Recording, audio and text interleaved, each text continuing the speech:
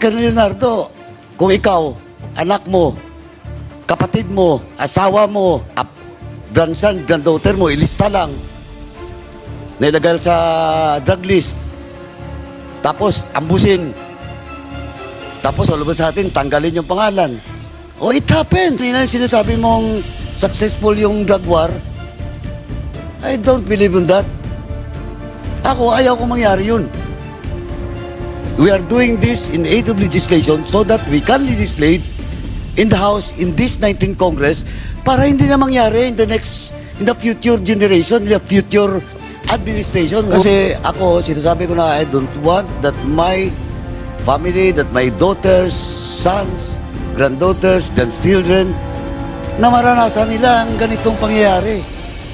6 years of dark era in this country.